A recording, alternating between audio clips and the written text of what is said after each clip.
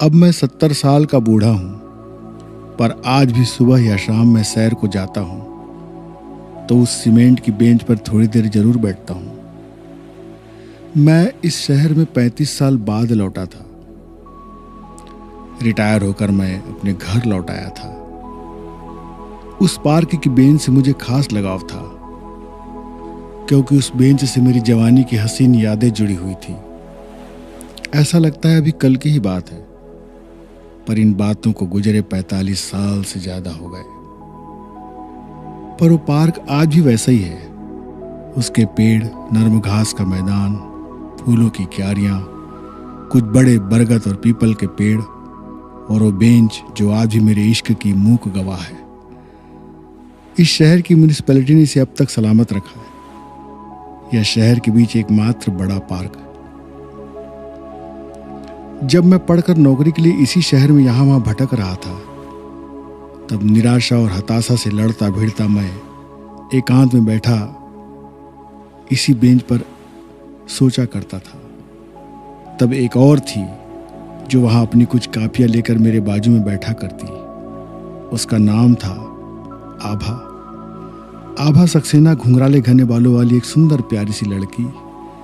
उसके हंसने पर उसके गाल में 2 गड्ढे हो जाया करते थे, जिसे डिंपल कहा जाता है। हम दोनों को एक दूसरे से प्यार हो गया था। हम 24 घंटे साथ साथ रहने के सपने देखा करते, पर हमें मिलते थे सिर्फ 2 से 3 घंटे, वो भी पार्क की उस बेंच पर। कभी मैं वहां ना पहुंच पाता तो उसे मेरा इंतजार रहता, और कभी वो नहीं आती तो मेरी बेचैनी बढ़ जाती। संघर्ष का दौर जब चल रहा होता है, तब उस थके हारे मन का बड़ा विश्राम होती है प्रेमिका।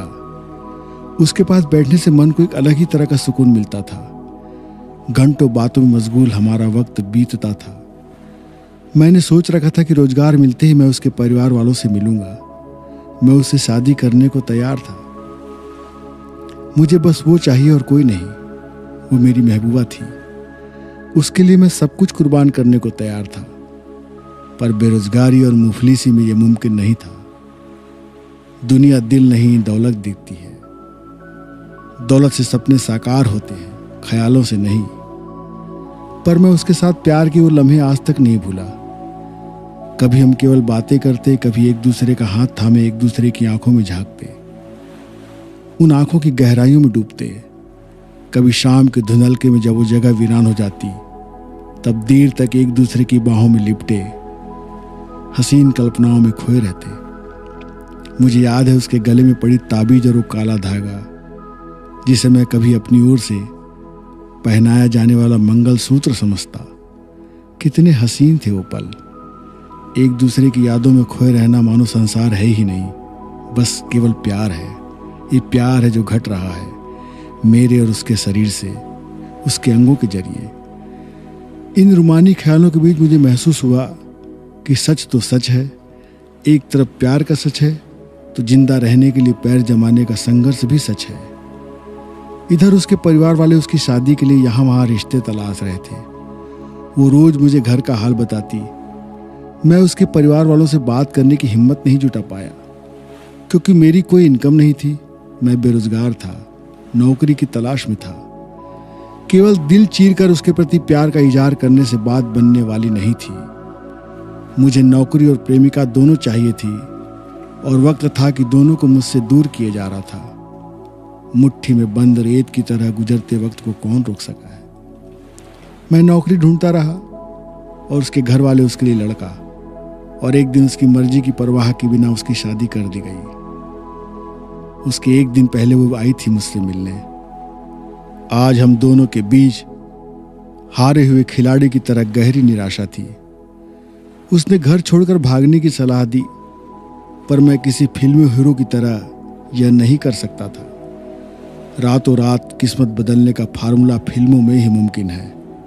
कितने दिन, महीने, साल हमने इस बेंच पर अपनी खुशनुमा जिंदगी के सपने देखे थे, लेकिन आज उससे मेरी वो अंतिम मुलाकात थी। वो चली गई, उसकी शादी हो गई, जहां उसकी मर्जी के कोई मायने नहीं थे। उसे अब एक ऐसे आदमी के साथ रहना था जो उसे कभी पसंद नहीं था। इधर मेरा संघर्ष रंग लाया, मेरी नौकरी लग गई। मैं दूसरे शहर में चला गया। मेरी भी शादी हो गई। मैं अपनी नौकरी और अपने परिवार में व्यस्त हो गया। वो अपनी दुनिया में मशगूल हो गई। इस दौरान हमारे बीच कोई बातचीत नहीं हुई। लेकिन बदलते जमाने को हम सब महसूस कर रहे थे। समय के साथ नए नए आविष्कारों ने हमारी जिंदगी बदल दी। पहले कोरे कागज पर खत लिखकर कुछ कहने के अलावा कोई दूसरा उपाय नहीं था। आज सबकी हथेलियों में सेल फोन है। उंगलियों के इशारे से दुनिया पल भर में पास आ जाती है।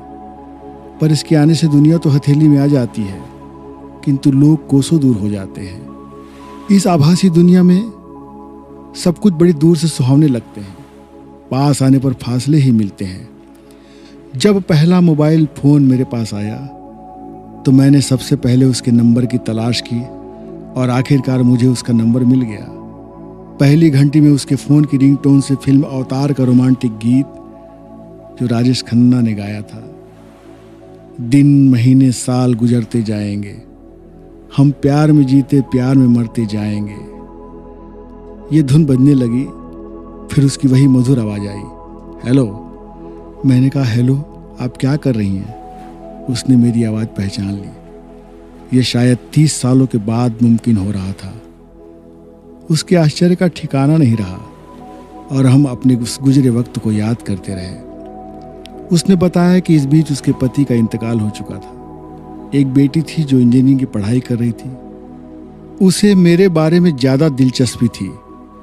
मैंने उसे बताया कि मेरा एक बेटा है जो इंजीनियरिंग की पढ़ाई कर रहा है और अब मैं रिटायर होने वाला हूँ। मेरी बीवी बहुत अच्छी थी। उसके साथ मेरा कभी झगड़ा नहीं हुआ। छोटे मोटे मनमुटाव हुए, पर मैं कभी अपनी पत्नी की राह में रुकावट नहीं बना। मैंने उसे हमेशा अपने पसंद के काम करने की छूट दी। दुनियादारी की बहुत सी बातों के बाद मैंने उसके प्यार की बातों को याद किया। मुझे लगा कि वो आग आज भी वैसी ही है। उसके भी दिल में और मेरे भी दिल में आज भी आग है। फूलों के सीने में ठंडी ठंडी आग। हमारी अक्सर बातचीत हो जाया करती, पर हमारा मिलना मुमकिन नहीं था। हम आज भी चोरी छिपे मिल सकते थे, खुले तौर पर नहीं, क्योंकि लोग क्या कहेंगे और जमाना क्या कहेगा डर तो था ही। ये अपने परिवार से भी की गई नाइंसाफी होती, पर प्यार तो प्यार है, वो किसकी परवाह करता है भला। मैं जब अपने शहर आ गया तो उसने बताया कि वो भी कुछ दिनों के लिए अपने भाई के यहाँ आ रही है। मैंने उससे कहा, किसी तरह एक दिन उस पार्क में उस जगह पर जरूर आना। उसने हाँ कर दिया। मेरा दिल उसी तरह धड़क उठा। मैं एक एक दिन इंतजार करता रहा और आखिरकार वो दिन आ गया जब उससे मेरी मुलाकात होनी थी। वो अकेली आई थी। उसकी भतीजी ने उसे वहां छोड़ दिया था। मैं अपनी छड़ी लेकर पहुंच गया। हम दोनों अब एक दूसरे के सामने थे। वो वैसी ही थी। वक्त ने उसे थोड़ा बूढ़ा जरूर कर दिया था, पर उसका चेहरा वैसा ही था। 2 गड्ढों वाले गाल, होठ के किनारे एक छोटा सा तिल। मैं उसे देखता रहा। फिर हम दोनों उस बेंच पर बैठ गए। बहुत सारी बातें हुई। उसने बताया कि पति के साथ उसके संबंध बहुत अच्छे नहीं रहे, पर उसे बुरा भी नहीं कहा जा सकता। उसने अपनी बेटी की तस्वीर दिखाई। उसकी नाक बहुत कुछ मुझसे मिलती थी। ऐसा क्यों, जबकि हमारे बीच कभी शारीरिक संबंध नहीं रहा। कहते हैं कि लड़की अपनी गर्भावस्था में जिस पुरुष का ख्याल में रखती है, उसकी संतान में उसका कुछ अंश आ ही जाता है। वो अपने पति के साथ जरूर थी, पर मेरी चाहत को बरसों भुला नहीं पाई और मैं भी हर किसी घटना पर उसकी एक बार याद जरूर करता रहा। हम दोनों भावुक हो गए। मैंने उसका हाथ पकड़ लिया और उसे चूम लिया। उसने भी अपना सिर मेरे कंधे पर रख दिया। हम कुछ देर तक अपनी दुनिया में खो गए। तभी एक लड़के की आवाज आई, क्या बात है अंकल, आंटी के साथ इस पोज में एक सेल्फी तो बनती है। उसकी आवाज सुनकर हम दोनों झट से अलग हो गए। समय बीत गया, हम जुदा हो गए। इस जुदाई के साथ ये दर्द भी लेकर कि हमारी जिंदगी नदी के 2 किनारों की तरह थी। पास पास रहकर भी मेल की कोई गुंजाइश नहीं।